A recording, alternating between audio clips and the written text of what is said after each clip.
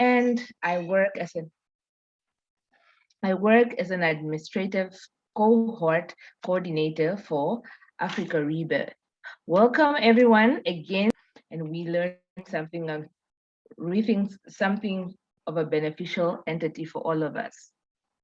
Yes, before I start and we dive into the conversation, I'd like to give everyone a brief overview of the panelists that we're having today, which includes Mr. Sally Ragomo from Botswana. I hope we are all listening because these are esteemed people with very many characteristics and very many portfolios. Yes, Mr. Sally Ragomo is an educator by profession in the field of politics and international relations. He holds a politics and international relations master. He took part in the International Conference of Development of Parliamentarian, which was held in Moscow, Russia in 2018. He has also served in several panel discussions and guest lectured as a lecturer in the nationals in Botswana. On top of his esteemed portfolio, he serves in various other platforms to increase awareness on political awareness across Africa, which includes being a weekly political commentator at Duma FM radio station, a columnist in a local newspaper, which they call the Patriot, a column, which the column is now referred to as the African Politics. And then he also serves as a trade union activist in Botswana's sector of education trade union. For more insight on what he does and who he is, you should follow him on his page on Facebook, as I have done as well, Africa Politics with Sally Ragomo. I hope I have not missed out anything, Mr. Ragomo, and I'm more clear for you. All right. By the nod of the head, I understand that that I've gotten the very portfolio right. Then we have Dr. Yale Ellis, a secretary for regional integration in the Ministry of Eastern Africa Community and Regional Development. She has gained 30 years of experience in public service sector of economics, education, human resource, and regional integration, and has developed frameworks for corporates in social, politics, political infrastructure, legal areas, amongst many things that she has done. For the past 10 years, she says she has worked in the Ministry of Eastern African Community, focused on the development of regional policies that support economic integration. As a calling, Dr. Yala says her life purpose is to develop and implement programs that empower women, youth, and other vulnerable groups, especially to identify problems to which they can develop innovative solutions to ensure the sustained and socioeconomic well-being of our very nation. I hope I didn't miss out anything, Doctor, because this is 30 years is quite a lot to sum up in one. Thank you for having me. Yes, you didn't miss out on anything. All right. So a short while ago, I had a power blackout where I am, so I do hope I'll be able to put my video on in a bit. Yeah, okay. Sure. As long as you're with us and we can hear you, that's good. And then we move on to the Honorable, last but not least, anyhow, Honorable Philip from South Sudan. Very esteeming portfolio, I see. After reading this, my mind is blown. Anyways, yes. He is a policy maker.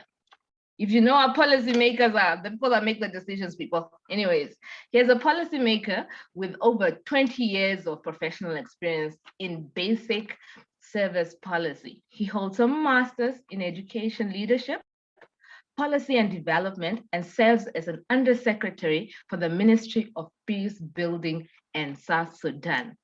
If you do not want him in your very much contacts, I don't know what you want. But in his succession as current leadership in his current leadership position, he has served in various positions which include and does not limit to being a directorate of administrator and finance for the Western Equatorial State and Minister of Education. And then he also served as a deputy education team leader, overseeing the education portfolio for the South Sudan or USAID South Sudan Education Office. And he is classified as the longest serving state minister of education in Western Equatorial State. Honorable Pierre Philip has various experience in youth empowerment through workforce development. Above and beyond, Honorable Pierre Philip was assigned key education activities. Key education, power, education is the key, by the National Minister of General Education to chair the Global Partnership of Education, which is classified GPE, the $17 million infrastructure program that has successfully constructed 25 primary schools in South Sudan. I am astounded. But I hope I did not miss out anything and you guys are ready to actually ask as many questions as possible. And for the time being, I'd like to hand over the mic to Mr. Enoch to then lead us into this conversation. I hope it's fruitful enough for all of us. Thank you, Tanga. Thank you so much, our moderator today. And thank you for introducing distinguished panelists. I am happy to finally meet Mr. Soli from Botswana. Hello. And Honorable Minister Philip Michael from South Sudan. I greet you. And Dr. Alice from Kenya. I greet you. So today we have a very important topic, and we deem it fit to that these are the best qualified people to discuss about this topic. Today's topic, I will read for the sake of more understanding and giving a context. The topic today at hand says that actual regional integration in Africa, the last testament of peace and stability. What a topic, the last testament of peace and stability. And if we have such a panelist on the on this great platform, they have a lot to discuss. And I am not qualified enough to discuss this topic. That's why we have distinguished panelists to discuss this. But I want to begin from Mr. Soli. You're a researcher. From an academic point of view, explain to a layman what is integration, mostly from an African perspective, in relation to stability and peace.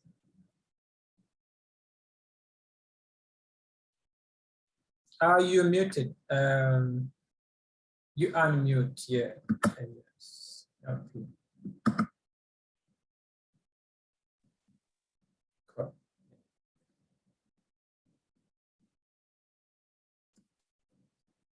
No, you're still muted.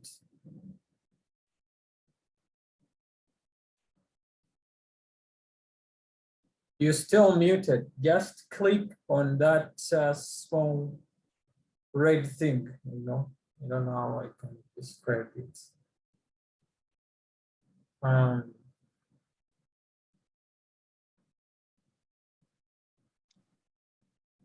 Okay, it's still muted. I think okay, now, good. Now can you hear me?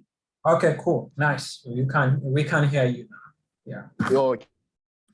No, thank you very much. I would like to greet my fellow hosts, my fellow colleagues in the panel, and Sister Tanga and you, Mr. Tomwin, and I say that I'm very grateful that you invited me along. I'm not an expert as such, but I'll just try to give the best shot because my concentration will be more on peace and security. Because we all know, especially Dr. Ayala, who is head of integration in the Eastern region, that integration helps us in many ways, that our countries they overcome divisions that impede the flow of goods, services, capital, people, and ideas. One thing which I find, is that divisions between countries created by physical geography, poor infrastructure, and inefficient policies are a serious impediment to economic growth. And if there is a lack of economic growth, there is which leads to conflict. Regional integration, it includes, free flow of movements of goods, trade liberalization, free flow of services, financial liberalization. It is very important, when you look at it from a security and peace and security, because regional integration, it helps a lot, in economic growth. And if there's economic growth within the region, because I come from the SADC region, and if there's economic growth in the SADC region, it means that it opens up, opportunities for employment, especially for. And if our youth engage in meaningful ways of living, it limits our youth from engaging in some harmful things like organized crime. Organized crime here, I'm talking about things like drug trafficking, small arms trafficking, fraud, poaching, human trafficking. And all these stuff that I mentioned, these are threats to human security, because they are threat to public safety, they are threat to health security and economic security. So it is very important that our youth engage in this, they should benefit from economic growth brought by regional integration, so that they become responsible citizens who do not engage in organized crime, because organized crime leads to instability and it leads to conflict. And also economic growth brought by regional integration, it leads to change, it limits chances of our youth in our different regions to be recruited by terrorist organizations. Because if there is poor economic performance, it leads to unemployment, and employment leads to poverty and frustration. And that frustration is a fertile ground for terrorism recruitment.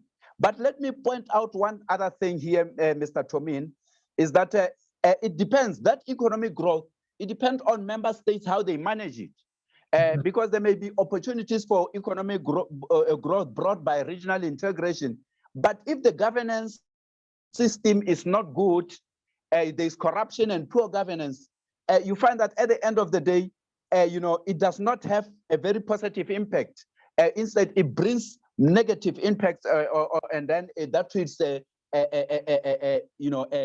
it can create a fertile ground for instability. It is very important that the economic opportunities that are brought by regional integration, they are managed very well by member states, by governments.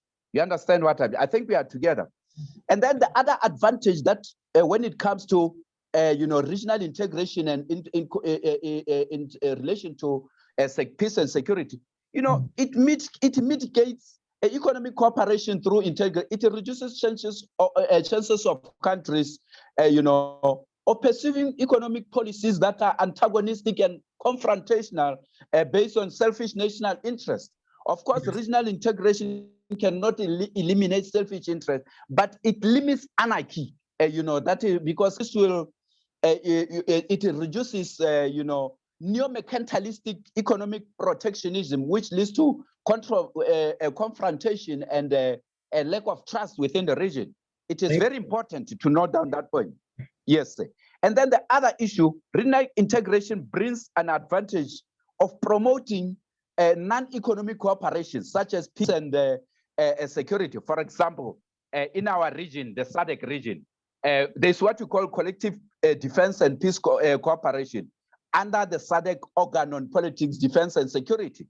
It is also there within the SADC. I think Dr. Ala will also, agree with me that they have the same arrangement. I'll come back to you, Mr. So. I'll come back to you. Thank you for laying that. No, thank you. Practical framework. Yes. Yeah, thank you so much. Yeah. Let me turn to Honorable Philip now. We all know, it's a fact, like South Sudan has gone through a difficult path, just like any other African countries. But the glory part of it, the glory part of the story is there's light at the end of the tunnel in the end. How has integration helped South Sudan as a state to come out that difficult path and venture into a path of peace, building, and prosperity. As we know right now, there's no war in South Sudan, but a few years ago there was turmoil. How has like East African community in particular, the African Union, helped shape integration? Yeah, I mean peace building. Sorry, yeah. Yeah. Oh, thank you so much, and thank you for this opportunity. I think this is a very excellent platform to share ideas, and really you are talking about something that is very critical to Africa. I mean, we have to integrate, we have to share ideas, technology, we have to take our continent and our region forward.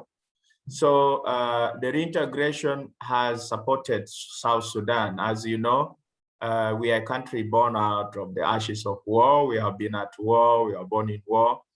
And we are just having barely about 10 years now of independence, but with a lot of challenges. But as you mentioned, we have the light at the end of the tunnel. The integration has supported South Sudan. First of all, we were supported by our African brothers to earn our independence because we come from a similar context and this similar culture. And so in supporting South Sudan to be independent, many of the East African countries stood with us, giving advice and supporting our thinking, sharpening our ideas moving forward. And as you know, peace building is important. And peace is actually a basket of good things. Yeah. So if that basket does not have apple, sugar, milk, then there is no peace.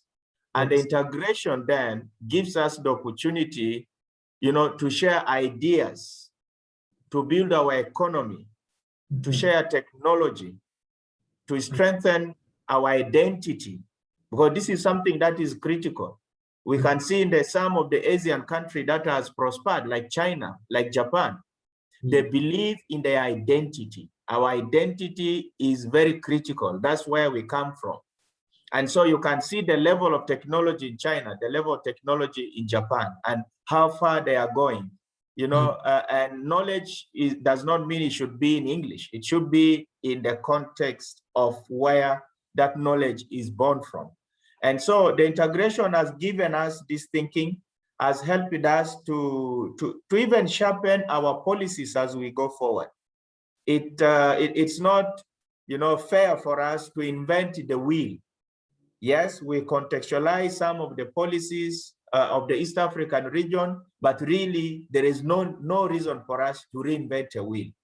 That has helped us also to move forward quickly in, sharpening contextualizing some of the policy documents that we need as a country to exist.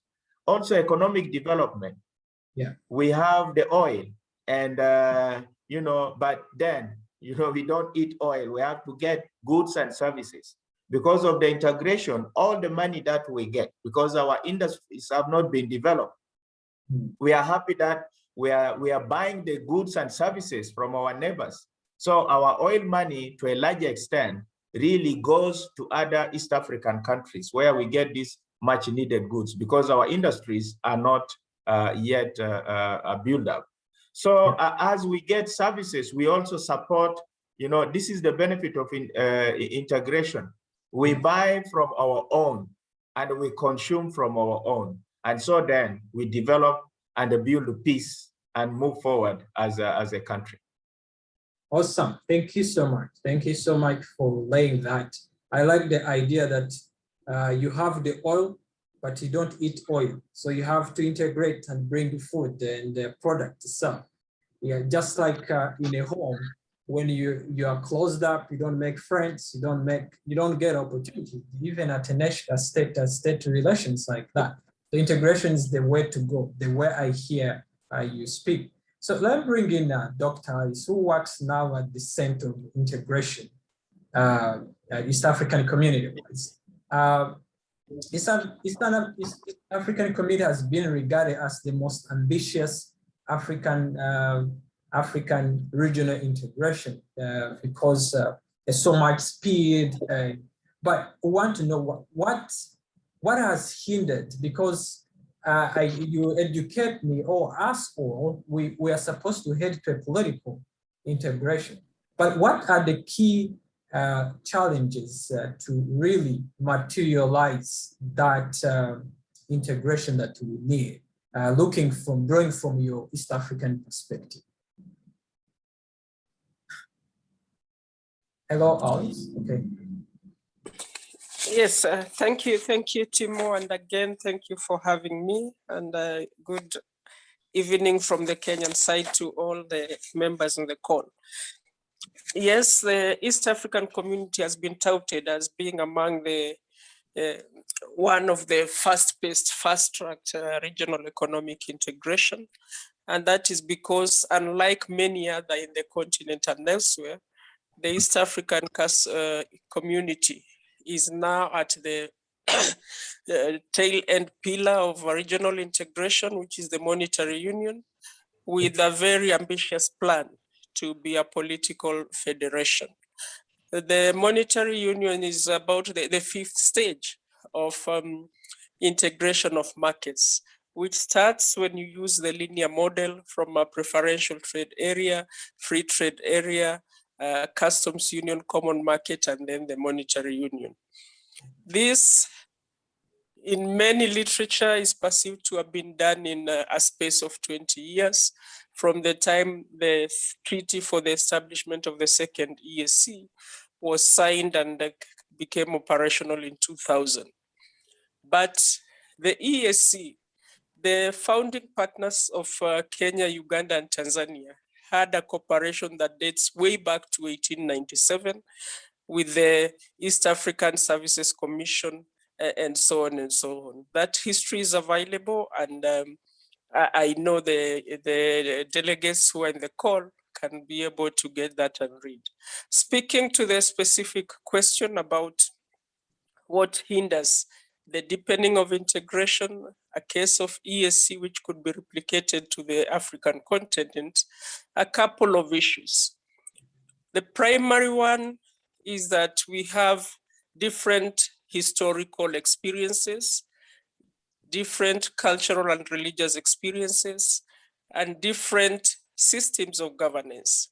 Historical experiences stem from the colonial period, that you'll have the Francophone, the Anglophone, and all the other mixes from historical background, which impacted the governance methodology in all these countries.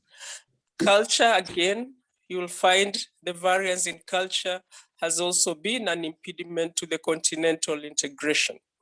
But progressively, governance systems have shifted from the mere leadership to a space where the developmental model of governance has been embraced, going globally. The demands of the citizens is high, and governments must be more innovative in how they create wealth, in how they open up opportunities, especially for the SMEs and the youth that is a bulging population. This is one factor that have pushed governments and sovereign states to want to open up the trading opportunities for their population, to want to remove the barriers across the borders, because it is agreed from the historical perspective that we are one people, especially at the geographical borders. So that new development model made an accelerated need to embrace regional integration. Secondly, globalization, it came with speed. The industrialized countries were the first movers, and then the countries that were least developed, that lagged behind, found it imperative that they must now create economies of scales among themselves to develop their value chains, to develop the supply chains. Otherwise, they were not going to manage the bigger economies that were becoming more vibrant and were edging them out of the international trade space. And that edge out can be seen clearly in the disillusionment with the World Trade Organization and its policies. Global trade is driven mainly by agriculture. Agriculture is the deal breaker because it's about food. People trade so that people can eat and live. But when there was disillusionment with the WTO, then we had the regional economic blocs gaining momentum, coalescing among themselves, agreeing to remove tariffs and non-tariff barriers, creating a wall around the CET so that they could be able to trade. So those were the drivers for integration. But on the flip side, it has been very hard to cede the sovereignty, especially in terms of tariffs. The different developmental stages in which the countries are has also posed a challenge, because at the end of it, the general population wants integration and policies that impact the social platform. We want improved livelihoods, we want poverty reduction, we want welfare services in terms of education and health. So all these make it hard for countries to agree to harmonize policies because of the internal matters that they must resolve and the differential in the policy approaches that every country will adopt at the start of every financial year, as seen in their tax policies. So those are some of the issues that make it hard for EAC and any other REC to integrate, and the enablers, which I say are making all of us fast track the process. Timo?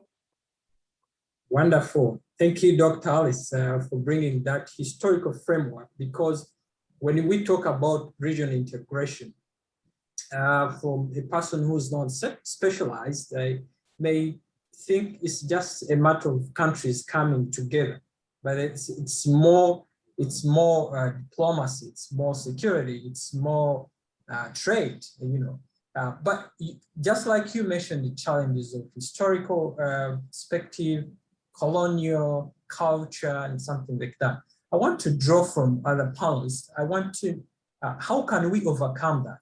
Of course, challenges are there, but we must integrate, we must move forward. How do we drive that challenge and put it aside and move forward? How do we overcome those challenges to do that? So I'll service Mr. Solo, if you don't mind. Yeah.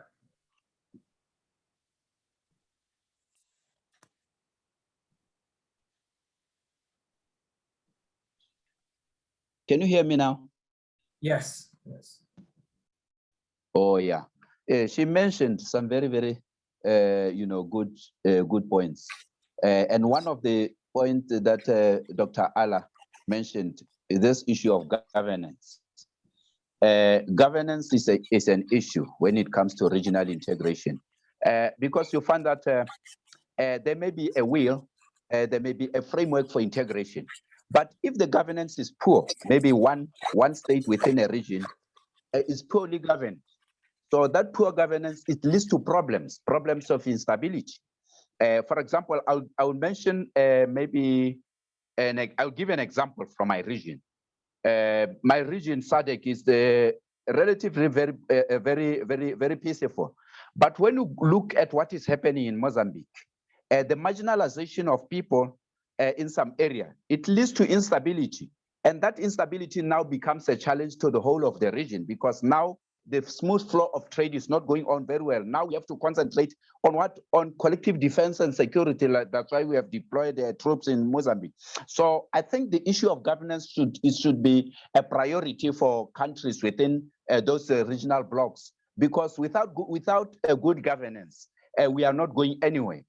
And then the other issue that she mentioned, the issue of sovereignty, because when you talk about regional integration, and then people are still keeping to barriers to trade like tariffs. So you find that it becomes a challenge, because if you do not want to cede your sovereignty in one way or the other by eliminating tariffs and other non-tariff barriers, truly speaking, the challenges will continue. So that's my take on that.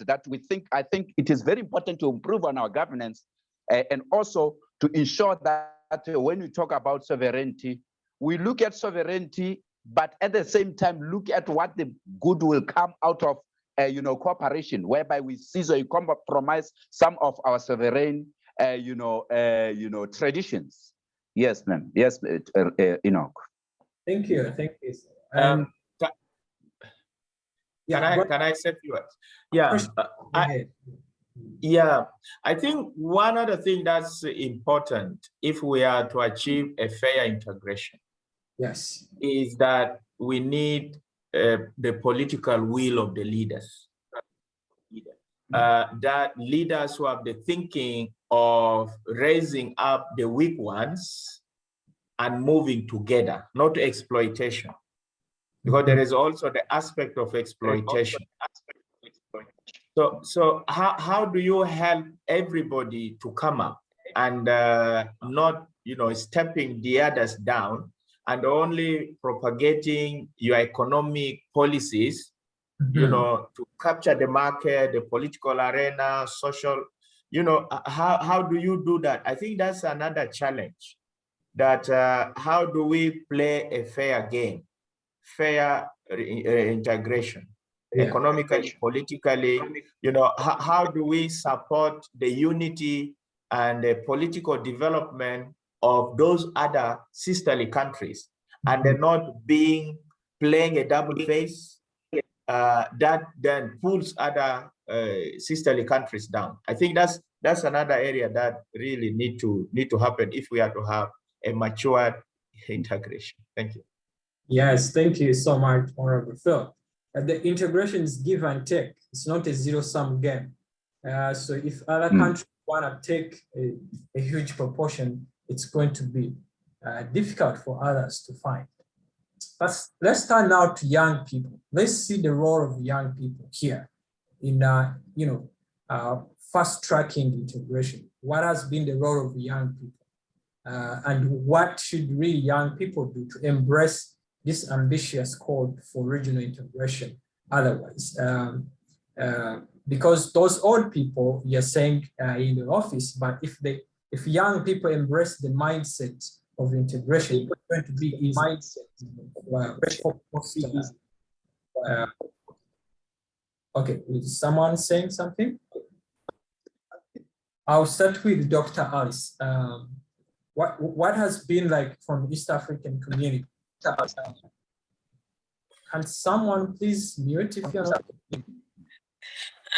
Thank you, and it's quite important. Thank you, and it's quite important. I think I have an echo. That's better. Better now. It's important that the young people, the youth, come on board the regional integration for a couple of reasons. Number one, seems like, I don't know. Am I there? Yes, you are. Dr. Yala, just wait. Mr. Sully, there's a bounce back. The echo is coming from Mr. Sully's mic. Oh, okay. I muted. All right. Okay, go ahead, Doctor. Thank you. I think that the East African community borrows heavily from national policies, and all the countries in the African continent have made deliberate measures to onboard the young people in the developmental paths that they are taking. The young people and the opportunity that the integrated Africa provides is immense. One, we are seeing increasingly the young people becoming job creators. They are no longer job seekers. Several innovative startups in all countries of the continent are developed by young people. They are not risk averse. They take the risk, and especially in the IT space. So the young people with the e-commerce platforms that are now emerging and becoming strong will definitely get room in the integration space. And that implies that the integration agenda should focus on enabling technology, SME policies that will allow startups to incubate, get capital, and be able to graduate progressively into the global value chains. This will call for a deeper policy harmonization, starting from the REX, moving on to the continent, so that we can benefit from trade agreements that we can negotiate as REX with third parties, as FCTA with other countries. Number two, the young people are very good at social integration and participation in social integration programs. In the East African community, for example, at the moment, we have the youth who have a very, very good social cultural program that they are cycling by bicycle in all the EAC countries, sensitizing the population, sensitizing their peers, and sharing the policy gaps that they are seeing with the ministries of EAC and other stakeholders. That alone, that movement and being received in other partner states, welcomed and given an ear, is the youth participation in the problem framing, agenda setting, and solution finding in the EAC integration. The support they've received as they do that from all the public regulatory agencies is immense, and it's something that, again, the youth will participate in. If I speak to trade in culture and creative industries, which is an emerging industry and an industry with full potential, just to mention, if you have the artists in the US, they are the richest people. You people know about the Beyoncés, the Jay-Z's, and every other person. Those are the people who are making money. But in Africa, where this class of culture and creative industry is nascent and still growing, it's a sector that is the space of the youth. They are now ranging in the participating in the entire value chain, from the production to the end product, and again, technology enabled. So the youth have a space.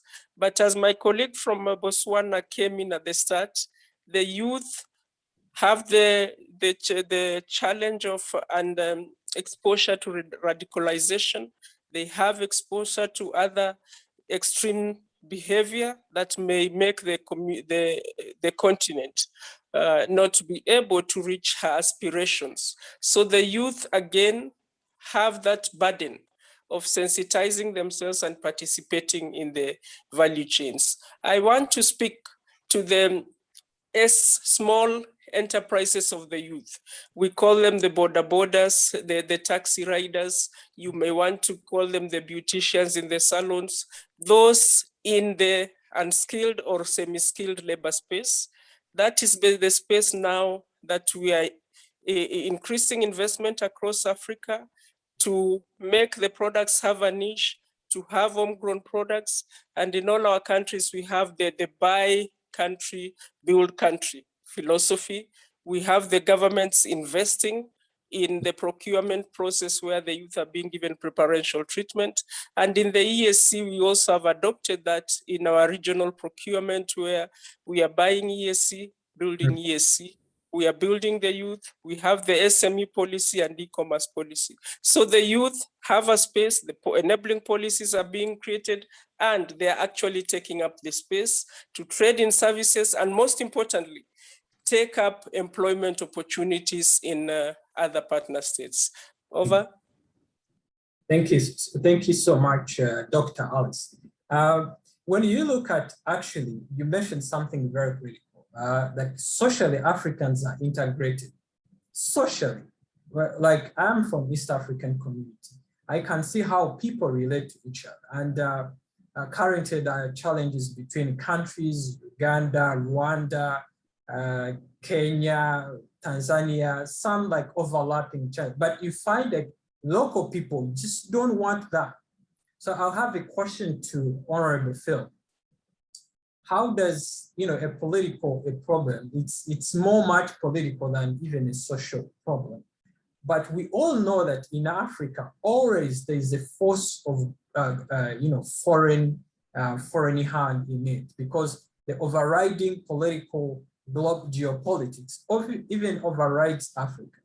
So how do we contain that force as states, as African states, that propagate that notion of division, that notion of chauvinism, or, how do we propagate that to really look at the interests of people, not at the political stage? Yeah, I think as mentioned by a colleague from Kenya, I think, our youth are coming up with a different approach to the integration and how we can live across our borders in the region. And, to overcome that type of mindset, where people feel like they have to belong to their own circle, especially for the youth, I think one thing we need to do is to create that platform for the youth to move across the border, come up with programs. How do they share the technology, the market skills that they have? There's so much that the youth are doing, and they really don't get that required platform for them even to demonstrate their ability, using technology to address issues of their own communities and transform their communities. I think what really is missing is that type of interaction. Yes, they are trying to do it on social media, but how do we create a platform that brings the youth in the region to interact, on technology, on businesses, entrepreneurship skills, and things like that. Even just talking about our own identity in the region and thinking about, those symposiums, how do we take our country, how do we take our region forward? Not only on social media, but really having those guest speakers talk about how we see the Africa we want in the next 10, 20, 30 years. So there is the Africa agenda, the AU agenda. How do we unpack that? Because sometimes it remains in the books. How do we then let the youth who will be there up to 2060 something, yes, start to learn about where we are going? I think that platform, to me, seem to be missing or need a lot of work to bring it up. And we need to start that, that spirit of moving forward, all this together. That's powerful. That's very powerful. Yeah. So you want to come in?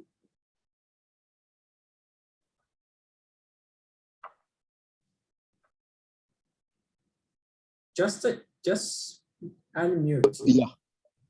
All right. No, thank you. Yeah. So I thank my fellow guests for bringing this issue on youth. I have a problem. I'm worried about the way things are in my region, but not only my region, but also other regions across Africa. Because you know that Africa has the average age. There are many youth than elders. The average is 30. Those people with 35 years downward, there are many in Africa. There's a youth bulge, like Dr. Ala has already mentioned. But if you look across all regions, you'll find that youth unemployment is rising. Despite initiatives that are there, despite the talk that is there at national level, regional level, you find that youth unemployment is rising. And that is a problem that I always talk about, that with rising youth unemployment, it's a very serious national security issue that needs to be addressed. So there are initiatives, for example, in Botswana, youth unemployment is at around 20%. In South Africa, it's at around more than 20%. That's why you see sometimes when there are this, uprisings, whatever, mostly youth are frustrated because they're suffering from a lot of poverty. Even though the technology is there, everything, but the governments or even our regions are not supportive enough of our youth so that they create opportunities for them, to engage in meaningful ways of living. If you look at many crime statistics in many different states, you find that many people who commit crimes or who are in organized criminal or who are part of organized criminal syndicates are mostly the youth, which shows that there's something that as a region, as state and as regions, we are not doing something. So I think it is when like Mr. Philip said that political goodwill, there should be political goodwill that helps our youth, bring them out of the poverty and the misery that they are facing, engage them in meaningful, come up with initiatives. You should not just come with initiatives on paper, but you should do so practically, so that we see tangible results, and then it takes our youth, out of the misery.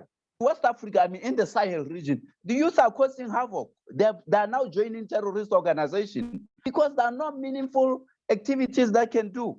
Regions are there, but when it comes to youth empowerment, truly speaking, it's there on paper, but not practicality. So that's my worry, my brother, as far as security is concerned. Thank you. Yes. That's a very important insight, for sure. When even when you look at like you're in southern region, SADC, you know, close to your neighbor, yes, Mozambique, Cape Delgado. When you look at the rebel account, no one, I think, is 40 or something. It's the young people. So you see, and that comes to a debate, unresolved debate that is African integration challenge a political one or an economic one, and which one is which? So we'll continue with that.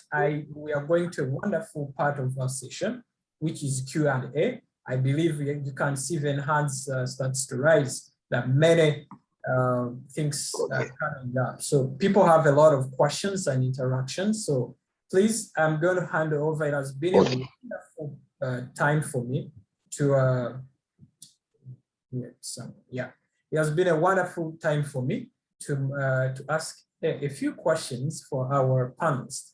So I will hand over to Tanga, the moderator, to take over the Q&A, and then we will continue with our debate.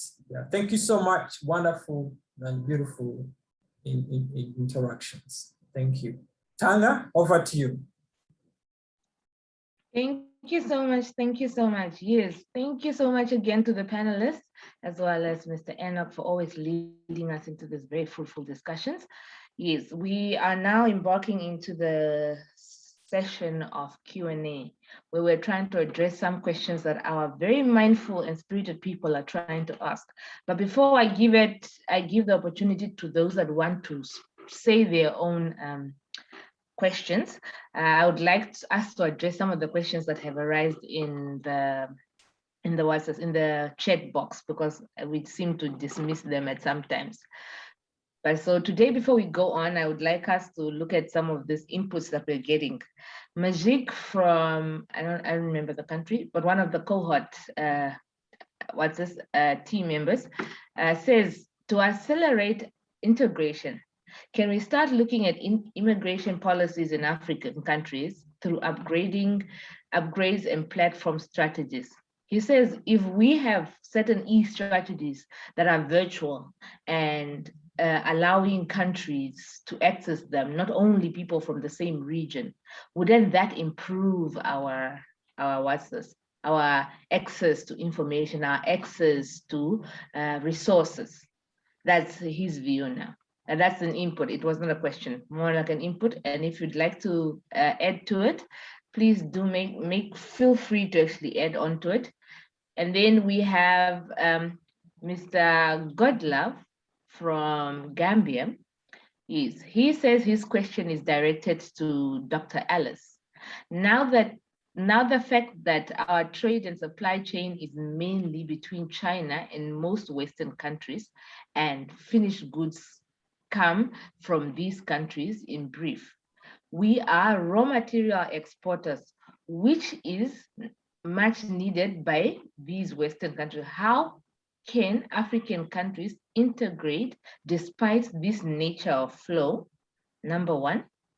And then they also ask, because here in Cameroon, we have win trade relations with China, there's no custom duties and free trades, but we very own direct neighbors like Nigeria and other African countries, we put trade restrictions.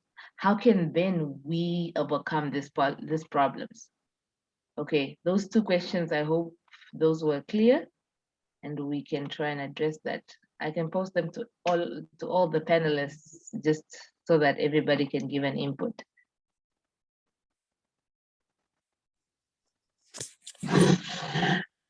Thank you. I'll start because it was directed to me, and the other panelists can join in. I think that's observation from Godlove is very, very true that we impose tariff, non-tariff, and immigration barriers to our own within the continent, and yet we are very ready to embrace third-party countries. We do export raw materials, so we are extractive industry exporters, and then we import the finished products. And that's one issue that the Continental Free Trade Area and the REX is trying to address. It will take a lot of political goodwill, as was mentioned, for us to be able to develop the value chains. The first thing that we are doing from the continental level, and it's being implemented in the 8 RECs that are the platforms and pillars for an integrated African economic community, is to develop the regional value chains. The regional value chains, especially in agriculture, need to be strengthened so that we do not spread thin our resources in every country when a second country will have comparative advantage. I'll take the case of East Africa, for example. We have Uganda and Tanzania that are high potential agricultural countries. They are food surplus countries, but you'll find Kenya is a food deficit countries. Why don't we embrace fully a situation where Uganda, Tanzania can produce, value addition is done in Kenya, and then collectively we benefit from the value add process and export. But instead you'll find Kenya again investing a lot in agriculture when only about 10% of her land is arable.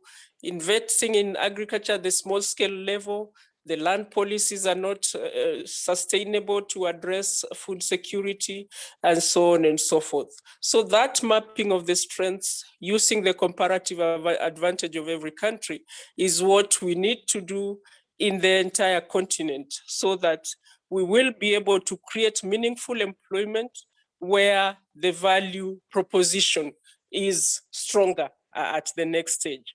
It will take some time, but there is positive pressure from the private sector to go in that space. In East Africa, we have an association of agriculture sector players, and they are really working at ensuring that we develop our value chains in a more strategic way so that we create employments and value and improved livelihoods for our people.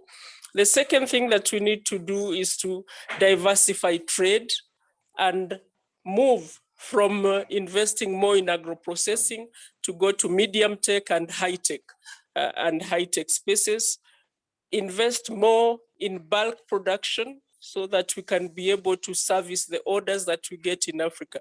Even now, we cannot be able to service our local orders. And I know from all the countries we could be importing clothes, shoes, everything from China. I want to believe there'll be very, very few households in Africa where everything from the floor, it's the tile, from the curtains, from the spoon. And this has been so long. I am old, but even when I was young, we were having the China plates in the houses. So that is the situation we are dealing with that needs to be addressed. And then we also need to remove the custom barriers that we have.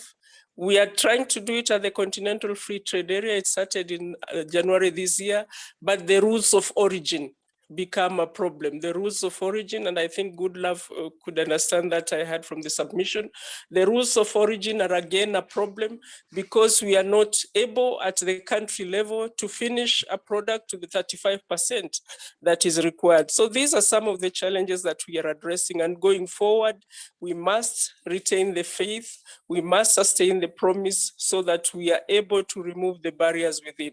If I could just respond to what Majik said, I think at the continent we now have a policy of visa-free access for all our nationals at the continental level, and progressively every country is trying to implement the legal and policy frameworks that will facilitate that. It's something good, as Majid mentioned, and there is high potential in that. Over. Thank you so much. Yes, that gives a whole lot of input input towards how we can actually, as the youth, look at applying ourselves in actual African integration, because this speaks a lot to us and what we're doing right now with the things that we're trying to relay across. Yes, I would like to give my joke, since he's the only one that has raised his hand, a chance to actually ask his question, then I can come back to the chat questions again. My joke.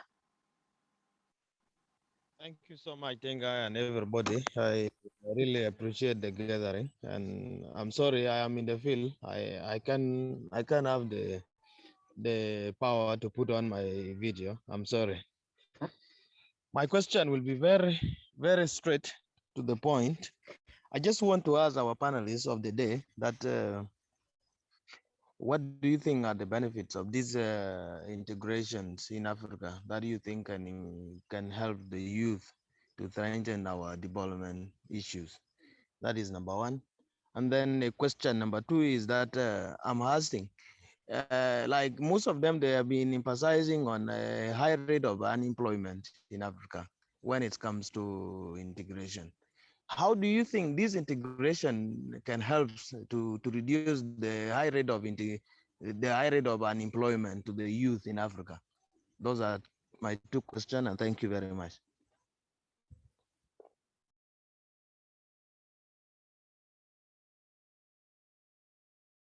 Oh, it is clear. Any other panelists? Mr. Sally, you can try and attempt to answer. I know, unmute yourself. We can't, please.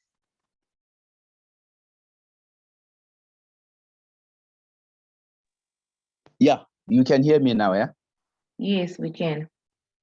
Okay. No, he was asking a very good question about the benefits, and I think I mentioned it at the beginning that regional integration is very good because it allows the free movements of goods, free movements of ideas, free movement of technology, free movement of people, free movement of finance across the region, which is very good. And if that, it gives a situation where now there is economic growth, and that economic growth, it opens up opportunities, for youth to be employed. And then if youth are getting meaningful ways of living, it reduces chances of them being lured into harmful ways of living. For example, joining organized crime, being recruited to terrorist, organizations. But I say to him that it depends on how states manage that economic growth. Of course, regional integration will provide economic opportunities, but how do states, if governance is good, if the government, like Mr. Philip was saying, that they should be good leaders who are people-centered in the way that they know that they want to open up opportunities to benefit the people. And who are those people? Majority of them, the youth. Because if they don't benefit, it's going to be a problem. So it is very, very important for governance for leaders to exercise good governance, desist from corruption, because corruption is also one of those things that really leads to problems that now drives to instability. And then the other benefit is that it mitigates against anarchy, like I've already mentioned, that it minimizes the chances of antagonistic or hostile economic policies from states due to selfish interest. So it is very, very important that we should stay integrated, but on how we manage it, how our commitment, because if we are committed to removing barriers to trade, like tariffs, things will go well, because at the end of the day, our youth will benefit from the economic benefit that comes with integration. But it is most important that we exercise good governance, avoid corruption, and ensure that leaders are leaders who are people-centered and they know what they want and they are there to serve the interest of the youth, to avoid problems. We see problems in North Africa, like Nigeria, West Africa, like Nigeria, where the youth are neglected, even though ECOWAS is there. Now they've joined the bandits. They're kidnapping people for ransom. They're joining entities like Boko Haram. So this is a problem that we need to eliminate through regional integration by making sure that we manage those economic growth and opportunities very well as leaders of these regional blocks to ensure sustainable development. Over. Thank you. All right. Thank you so much again. Yes, that was a very insightful, very view. Yes, for Honorable Pia Philip, thank you so much for showing up. He would like us to excuse him. He has a meeting he needs to attend to again, but he is very grateful for this opportunity to share his views, and we are very much in awe and appreciation for what he has done for us. So I'd like to move on to more questions because questions keep flowing in. Asher Jacobs asks to the panelists, do you think regional integration could be a leading cause of dependence among nations rather than national buildings? Oh, there's an echo from Mr. Sally's mic, unfortunate. Can we hear each other? Okay, yes, right. So she says, do you think regional integration may be or may lead to the dependence of nations because them not being able to fully produce their own products from start to finish and having to trade raw materials? How does that help, or how does regional integration help improve that problem? Because now we have countries that are basically producing, or we produce the raw materials, we export or trade them with our neighboring countries, but never finishing. Do we think that regional integration would lead to dependencies among nations? That's the first question. And then the second question is that she also asks, can regional integration reduce and resolve problems like terrorist attacks? And if yes, how can we do that? I would pose this to either Dr. Yala or Mr. Sali, whichever chooses.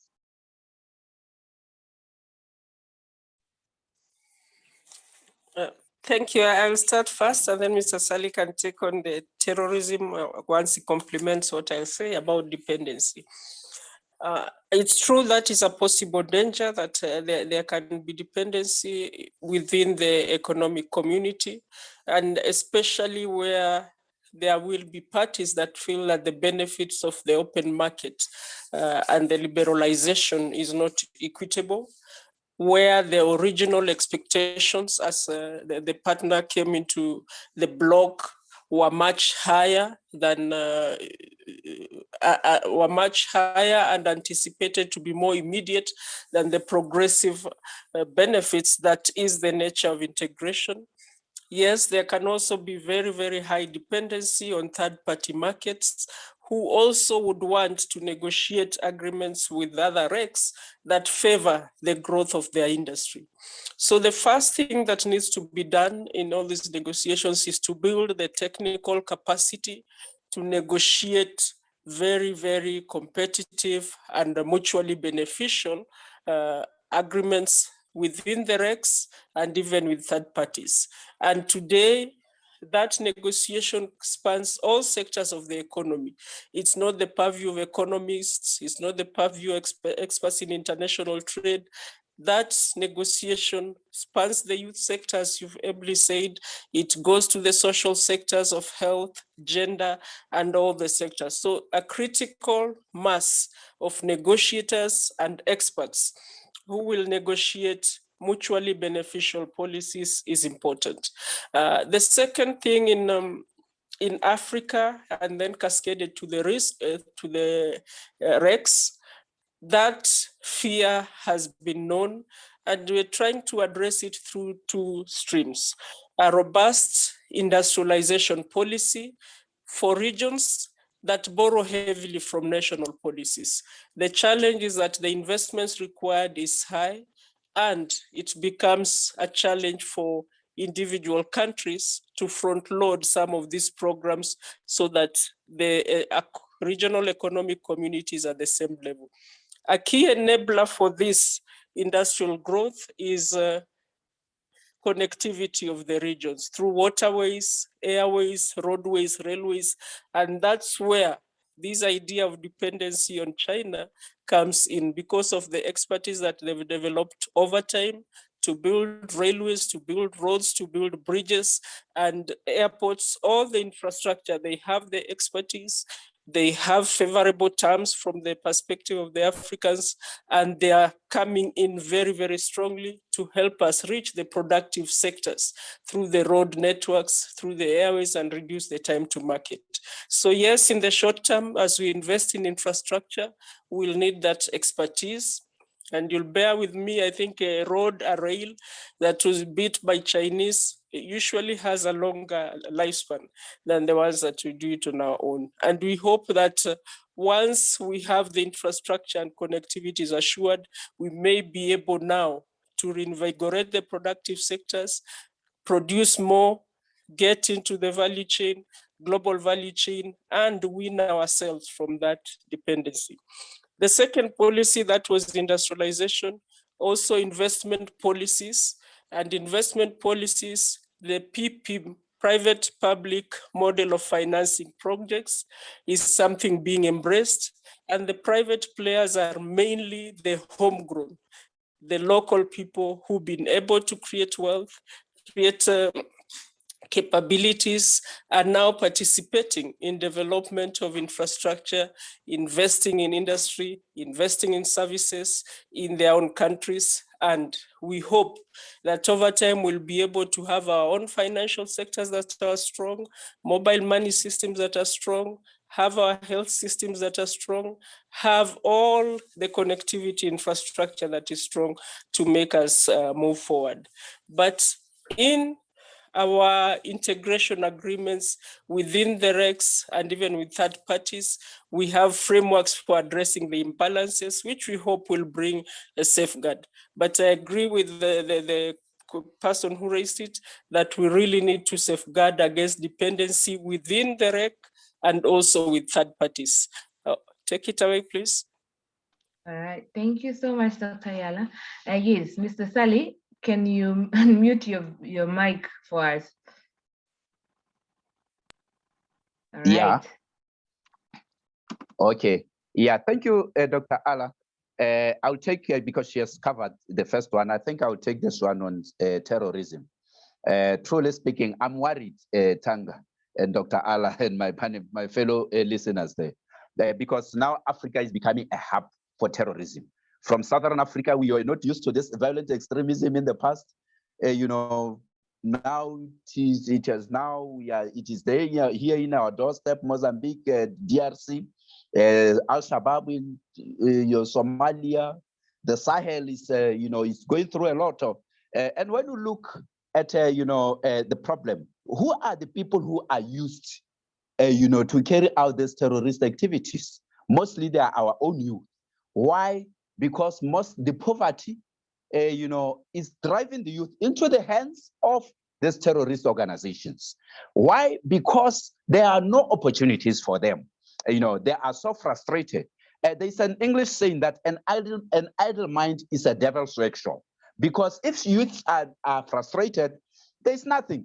The money that groups like Boko Haram have, they can use their financial clout to recruit. And by recruiting, these youths, they are causing a lot of instability. I think as regions, we should come up with robust initiatives, what I can call youth mainstreaming. Like there's gender mainstreaming, they should also youth mainstreaming, whereby regional integration groups, when they come up with policies, they should always take into account that they have to do something for the youth. Because if our youth are not taken into consideration, we are heading for disaster. And also engage them in decision making. Engage them in decision making as far as politics, even in politics and economy. So without doing so, truly speaking, a terror organization will keep on feeding on their frustrations to do what? To recruit. So I think it is very important that when we set up our policies, we should always take into consideration the plight of our youth, so that we can take them on board and be part of the economy and the political decision-making process. Thank you, Tanga. Right, exactly. Hope that answers our questions. Please let us not move towards protesting and acting towards terrorists. Let's look for peace building. Build a nation that can actually build us. Yes, Mr. Obed has raised his hand. Can I give him a chance and then we'll end the Q&A session? From here. If you'd like to hear more and ask more with regards to any issues that any questions you may have, please follow these people on their platforms. They are more likely to share what they've experienced and how that can help you in your ways to build the nation. Thank you so much, Mr. Obert. Take it away, and you would be the last.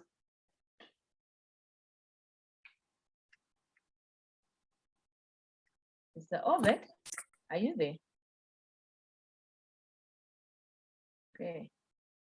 Seems like he's actually away. I guess we'll have to end this and Yes, they yes. can.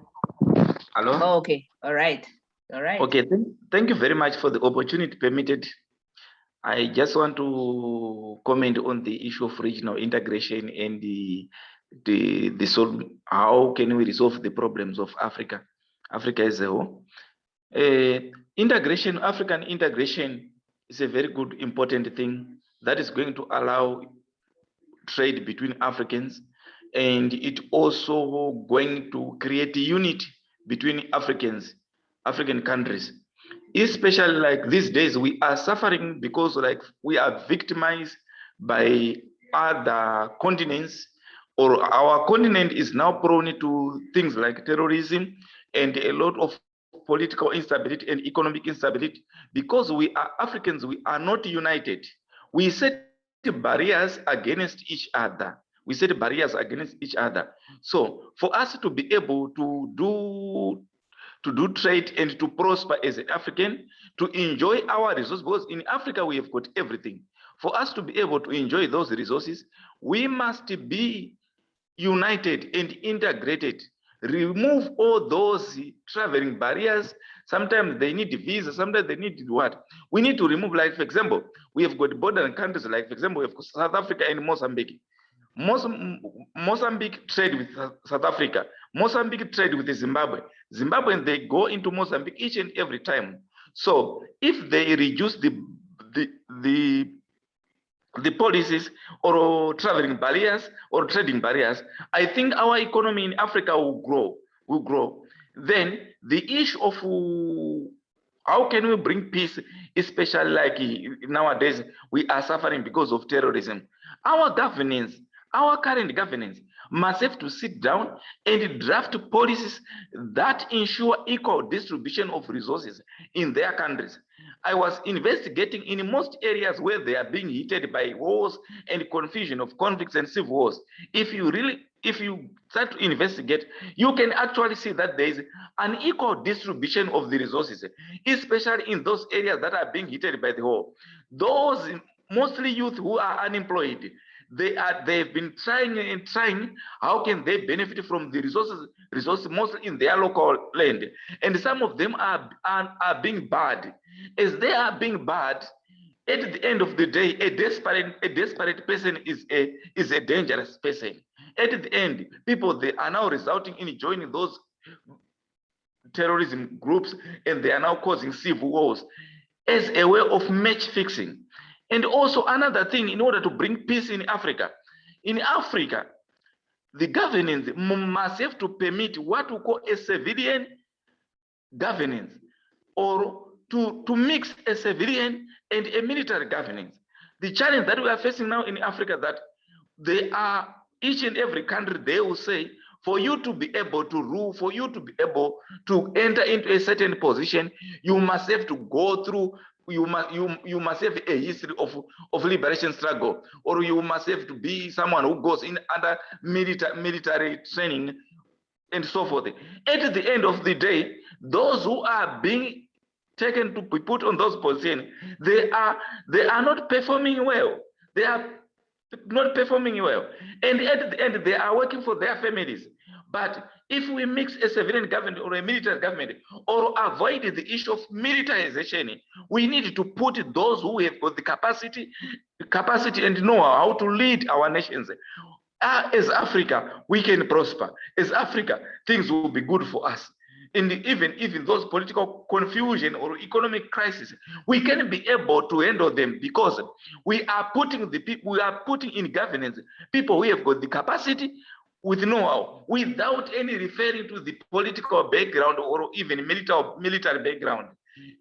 I think from my own point of view, that was only my contribution that I'm thinking that it might help Africa. Thank you very much. Thank you so much for the input, Mr. Obert. Yes, we'll definitely take that into our mindsets and changing our plans for how to build Africa and the Africa we want. Yes, as we move on towards the end of our very beautiful program, Saturdays and Sundays are very busy days.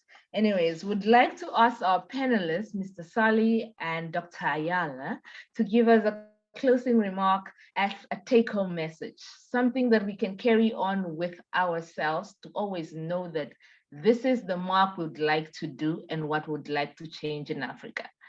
Mr. Sali, can you start for us?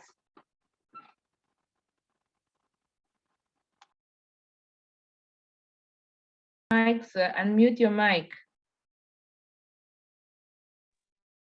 All right, no, thank you very much. Yeah, hello. You can hear me now? Yes, we can. Oh, yeah. Thank you, Zinzi, for your insights. It's very, very good that you summed up what we have already discussed. It's very, very good. My last message to Africa is that even though we are more concentrating on economic integration, we should not forget about issues of security. And when I talk about security, it should not only be inland security, but also maritime security. Because most African people, when you talk about security, they only look inland. But what happens within our oceans is something that we always overlook. Maritime security is very, very important. We should, because when you look at trade, because right now we are moving towards what you call the Africa Free Trade Agreement. So most of trade, it takes place, I mean, the transportation is via the sea. If we cannot, secure our seas, it is going to be very difficult for us as Africans to enjoy intra-trade in our continent. So it is very, very important that we balance security, inland security with maritime security. We have a problem with armed robberies, especially along the coast of Guinea next to Nigeria. We also use problems in the piracy in the coast along Somalia. So it is very, very important that we, when we talk about integration, we should now concentrate on the we also concentrate on our security. Our security is very important. Without some security, we cannot go anywhere. So thank you very much. I don't know, maybe it is because I do a lot with security issues, but let's balance inland security with maritime security and also protect the human security. We should not only look at security from a state-centric viewpoint, we should look at security from a human-centered viewpoint. I think it's very, very important. Thank you very much for inviting me here. Listen to me next week on Tuesday, every Tuesday. The radio station, you can get it at www.dumafm.co.bw. www.dumafm.co.bw. We talk about the security issue because next week we are going to talk about youth unemployment as a national security threat to the SADC region. Thank you very much, Tanga, and thank you very much, Dr. Ayala, and the host. I really cherish every moment that I shared with you today. Thank you so much. No, we also appreciate the very input and the very insight that you've given us. It leaves us with something to think about and how to change what we want within this very continent and empowering it to stand on its own. Yes, Dr. Yala, the floor is yours. Thank you, and thank you, Asmo, for having me. In closing, I just want to give the youth the hope that regional integration offers very, very significant potential for Africa. And that potential can be seen in the forum you are able to execute today, where we have people from all corners of the continent through technology. The integration of the African countries started way back in the 80s, has been progressively coming to fruition. The challenges, the lessons are all documented, but the context that you, the youth, are finding is very different, very promising, and technology enabled. You are finding a context where policies are very, very fast-paced. Policies are benchmarked against all the policies in the world. The policies are the press of your phone away. So the space in which you are coming in is very dynamic. You have all the enablers in terms of technology. You have all the enablers in terms of the skills that you have acquired in education, both the hard, technical, and soft skills. You have the will and the capacity. So as my generation moves on, it is you, the youth, who must make this promise come true for yourselves and for our forefathers who envisioned this idea of a united Africa. The potential is in all sectors, in trade, in security where we need expertise, in the productive capacities, in the connectivity. And all this will be made able by the social integration. It will be made very, very possible by regional integration not being an end in itself, but a means towards improved socioeconomic livelihood, improved people confidence, improved connectivity, and improved togetherness of the community. So to you, the youth, this is a good start. Participate in the policy framing table, participate in problem identification, get us the solutions. The problems you're already seeing and experiencing, and you appreciate that we need the solution today and not tomorrow. So this kind of dialogue is important, and I do hope that the reports and resolutions will find space in various other documents. If you share with us through the ESC, definitely there'll be something that will peak to progressively grow. Have hope that however slow, every day, every year, the continent is making progress towards better integration. I thank you all.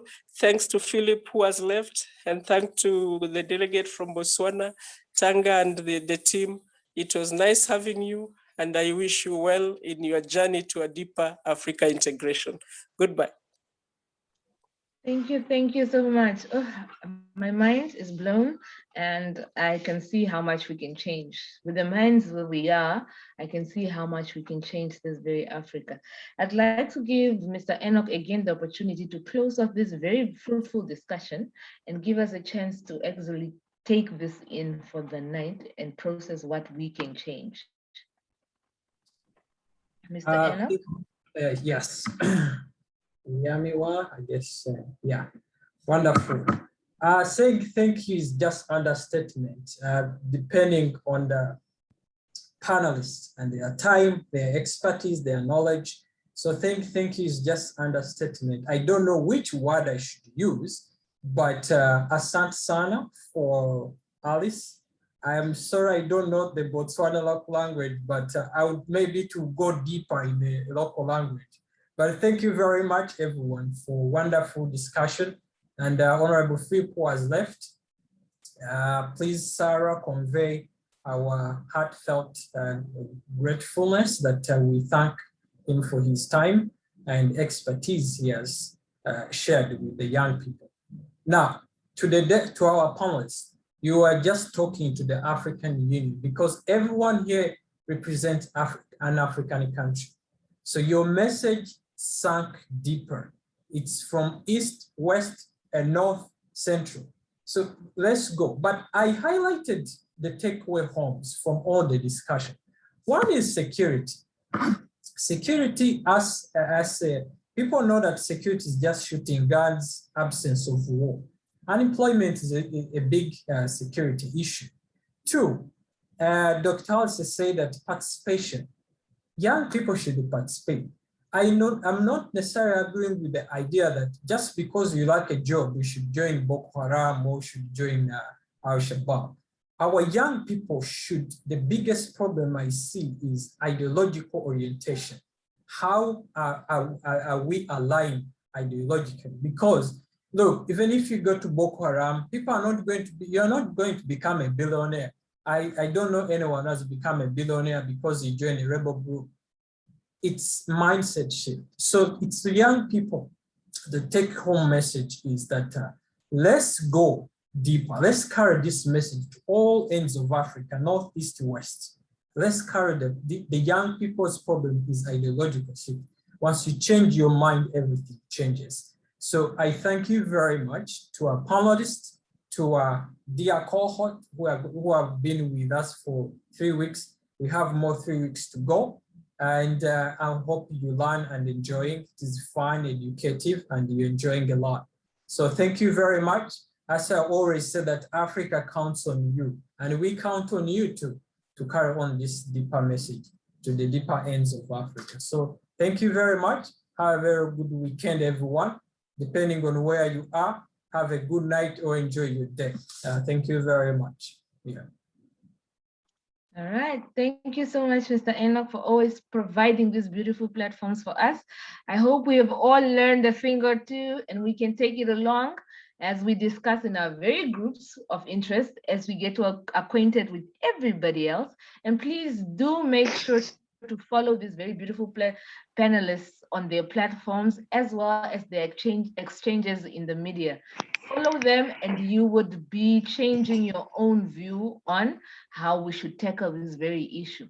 Yes, as usual, Sundays are for regional meets. We are partaking in the very integration that we're speaking today. We're getting Africans to meet other Africans. So I'm going to share the groups that are meeting. So I'm understanding it should be the West and the Southern region meeting. So be very, very insightful and very happy to partake in these very activities that we do because they will build us. I have, for the past 3 weeks, I'm now mind blown and then I'm very, very much interested in learning more. So thank you so much for everybody for coming and have a blessed day as well as a very beautiful weekend ahead. Bye-bye. Bye, everyone.